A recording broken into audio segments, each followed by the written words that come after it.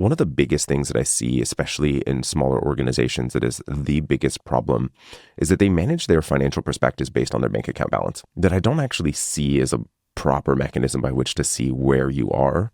And there's so many instances where I've heard stories where people are just looking at their bank account statement every single morning. Yeah. And ultimately not a great way to manage your business. It's a lagging indicator. Yeah. It's not very proactive to be using that. I mean, certainly knowing what cash you have in the bank is helpful, but it's not necessarily, it's definitely not the right way to manage a business.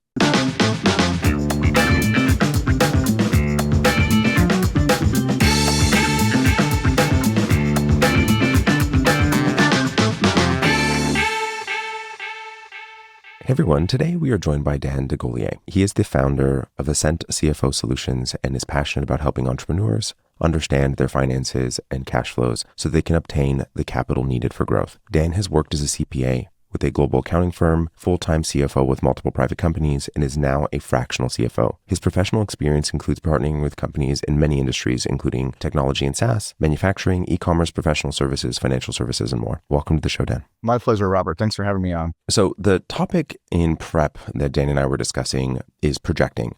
And just, Dan, for everyone listening, would you mind defining the difference between a budget and a rolling forecast or projection? Absolutely. I'd be happy to.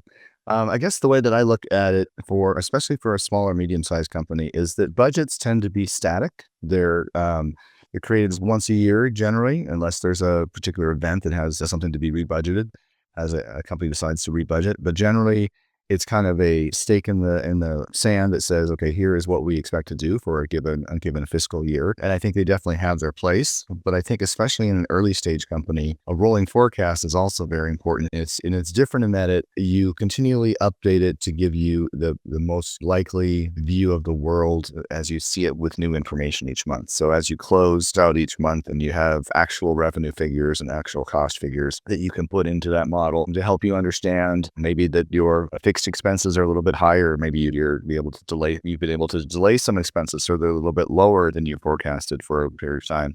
Your revenue pipeline has maybe evolved since you built your budget, so you can show those changes on a rolling basis. So the rolling nature of it is that you're updating it for actuals each month once you close the books, and then you're updating your revenue and your cost predictions for future periods as you go along. So for the distinction, just for clarity's sake, for listeners, at least as far as I'm understanding them as well, is that budgets, presumably, the way that we ink things on January 1st, if you're a calendar year business, that things don't go exactly as you planned on that day, right, for the entirety of the year. And so it's making sure that you have a consistent number that you're able to actually understand, whether it's higher revenue, higher costs, so that you have an understanding of how exactly you're performing throughout the year, right? And understanding, it all comes back to cash flow at the end of the day, because you want those different factors as far as what your actual performance was historically is going to influence what your future cash flows look like. And I think that's the reason that a rolling forecast is really critical, so that you have that visibility. You understand if you have to raise capital or debt sooner rather than when you had previously predicted. It's very important to know that sooner rather than later. I think something that I've said several times and ultimately abundantly true, especially for smaller organizations, is that you can both be profitable and also in a tight cash flow scenario. And ultimately businesses do fail based on cash flow more often 100%. Than they do on profit. So it's a vital thing to make sure that you're understanding. But from a projection perspective, do you foresee and actually utilize these types of projections or these types of rolling models as a mechanism to understand where we are headed in the future rather than just where we have been? 100%. Yeah, I think that's the primary goal of having a rolling forecast, is so you can understand your next 6 or 12 months and even beyond, based upon all of the factors that you're seeing. That we live in a dynamic world and things change every month, even every day or hour sometimes. Yeah, exactly. And some companies will forecast more frequently than a month. As soon as you understand that a key hire you want to bring on is going to be more expensive than you expected, you want to be able to update that, because that's going to affect your cash on an ongoing basis. If you see that maybe you're delaying a hire or something like that, or going to be reducing some discretionary spend in marketing or whatever it might be, then you're able to make those adjustments to that forecast on an ad hoc, as needed basis. So that brings up two kind of questions for me. The first being, so let's say that I'm an agency owner and I'm sitting here looking at a forecast that has been prepared by my financial support, contract CFO, fractional CFO, or what have you. And what kind of questions am I going to be asking of the document while I'm looking at it and reviewing it? Yeah, well, I think the first thing is comparing your budget to actual and understanding what your differences were and being very clear about that. And then I think the next thing is going to be how does this affect our cash flows for the next 12 months? Understanding your collections are slower than you had forecasted, or if expenses are higher than you expected. You want to be able to understand those different components. Well, how is it affecting my cash? What is it? Mm. What does this mean to the cash flow of the business for the next period of time? The other question that I had was, I mean, I'm a heavy Excel user, me having been in finance most of my life as well. And I find interestingly that softwares don't tend to work quite as well for these types of things as an Excel document does because of the mechanism by which it's actually projecting out revenue into the future and expenses into the future. It's just not as accurate, I find. And I'm curious on your take of that. Well, I think Excel still has its place, especially for earlier stage companies. I think we're going to see an evolution as AI starts to hit its usage starts to hit the mainstream, and there are some tools. I've looked at a couple demos. Some companies are doing some things that are interesting where they're trying to automate things around forecasting. Right now, I think it's still a little bit early, and I know enterprises are using some different tools that where Excel simply doesn't work if you're a large scale enterprise. For now, Mhm. Excel and Google Sheets, as long as there's clear controls around who's allowed to edit and what tabs are allowed to be edited. We've all seen situations we have somebody jumping into a thing and they're hard coding something that's supposed to be a formula, and then Mhm. the CFO or the person who kind of owns that model doesn't realize that somebody has hard coded something. So you get perfect protections around that, whether it's Excel or Google Sheets, as far as locking certain cells and Mhm. training users that inputs are only to be on one tab or a limited number of tabs.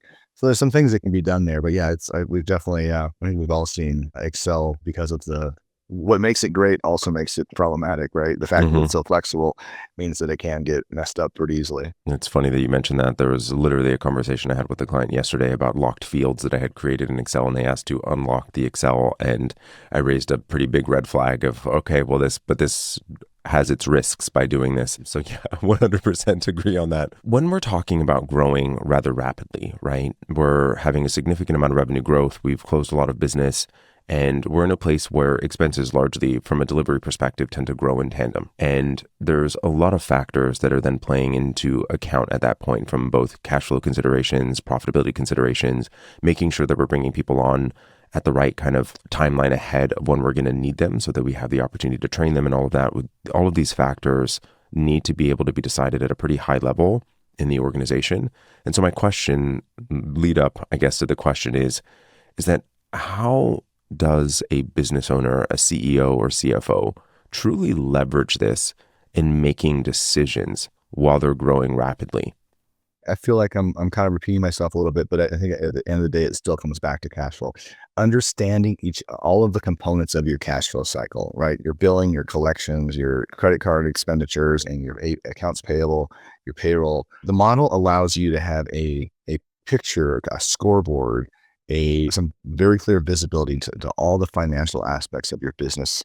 And all of those historical, every single month, you're learning more information, and maybe you're making changes to your business.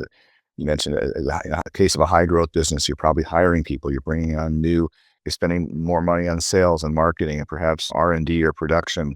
And then you're also seeing that revenue scale up at a level that maybe is ahead of plan, behind plan, whatever that looks like. All these factors enter into one place where then you can understand, well, how does that affect your cash? How is that going to affect your cash in the next 3 months, 6 months, 9 months, 12 months and beyond? In my mind, and happy to disagree on it, but in my mind, I actually see a projection from a financial perspective because I generally am looking at accruals of how did the business actually function in that given month.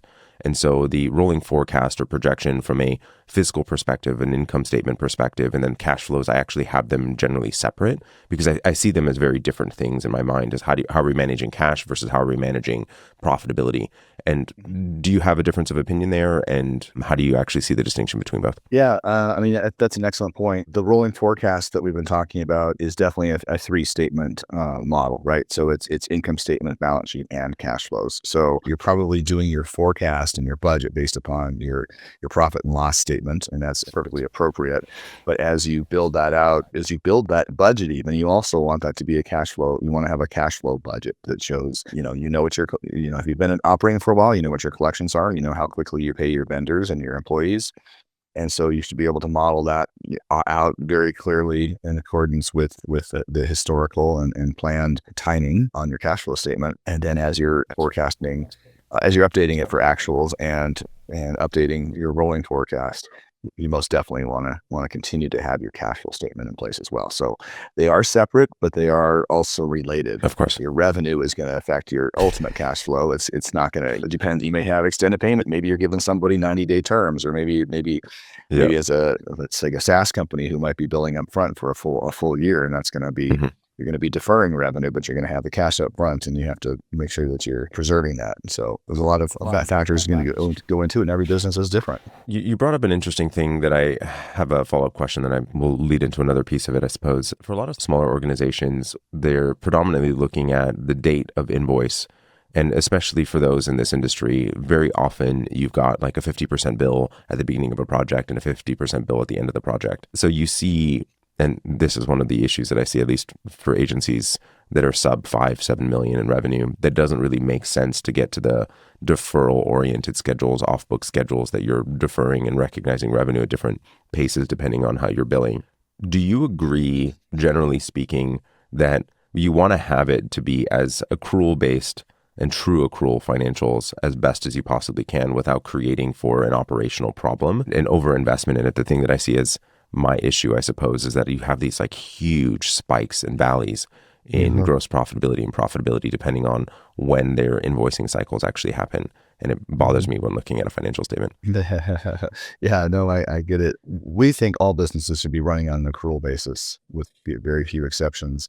Again, the cash basis is still something that you want to be also forecasting. But when it comes to being able to analyze how the business is doing and be able to assess that, accrual there's a reason that it's generally accepted accounting practices, and that is that it represents when revenue was earned and when expenses were incurred, and it gives you a much more accurate view of how your business is actually performing, as opposed to cash flow, which again, cash flow is very critical, and you need to be paying attention to that as well. But if you're getting, as you described in certain agency contracts where you have 50% up front, you haven't earned that revenue yet, and you still have expenses you're going to incur in order to earn that, and in order to earn that revenue, even though you may have had to put the money in the bank. And then as you go, you're going to reverse that balance sheet entry, if you will, towards the second half of that as you start to incur those additional costs and having billed through the second half of the project. Just for the sake of everyone listening, Dan and I are talking about accounting speak for a moment, so I'm just going to go ahead and define for everyone the distinction between what accrual and cash means. A cash basis financial statement is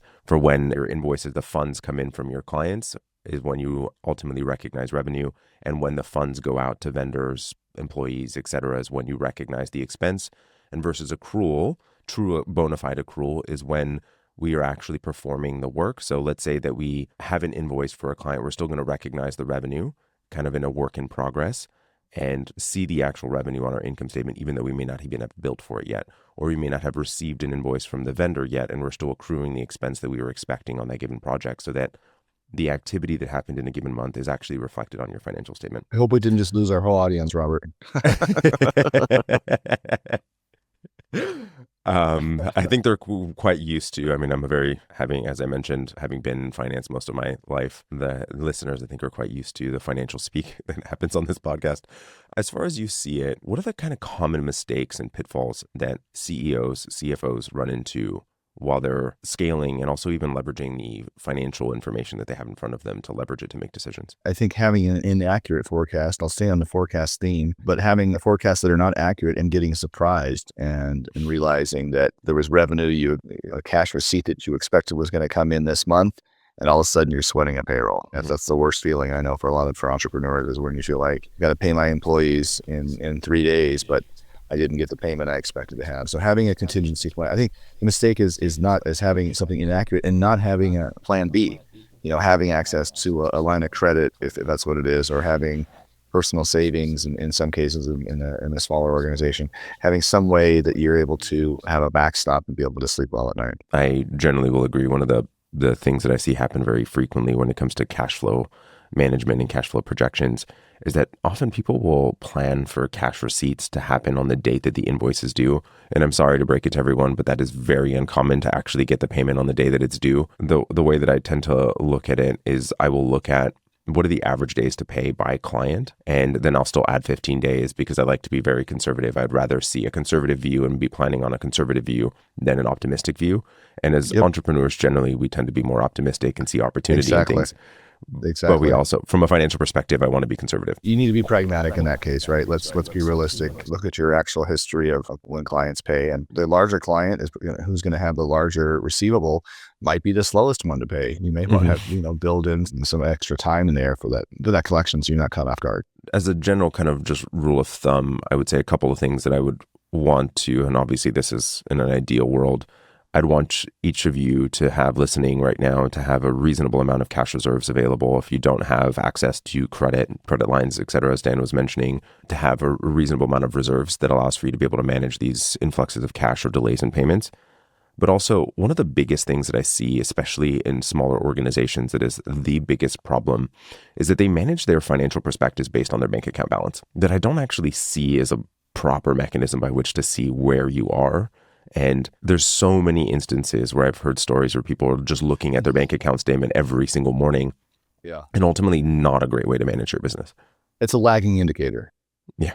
It's not very proactive to be using that. I mean, certainly knowing what cash you have in the bank is helpful, but it's definitely not the right way to manage a business. I'm a bit of a nerd here, and I rather enjoy having a bit of a crystal ball, if you will, and the amount of excitement that I actually get when my projections are within like a 1% variance. Like, wow, I've really got my finger on the crystal ball at this point. Dan, I thoroughly enjoy having any conversation around financial conversations, and I just want to iterate to the listeners today that what we're talking about right now is a core foundational element that if you want to be a business owner, you want to be a true bona fide CEO running a sustainable, growing, healthy business, as much as this is not the shiny lead generation, sales generation piece of your business, this is a core foundational component that if you want to run a business, you need to be doing these things and you need to be looking at these numbers, and it is vital for you to actually run your company. I equate it to you're on the highway and you should turn your headlights on. I mean, I look at forecasts as being headlights as opposed to the night with no moon and you have your headlights off and your sunglasses on. So I mean, it really creates visibility to the future. Yeah, my analogy is always flying a plane blind. Like, you're not going to feel comfortable if you have a pilot in the seat of the plane and has a blindfold on. How comfortable are you going to feel? You're going to crash right into the side of a mountain, and you don't want to do that. Doesn't sound like fun, does it?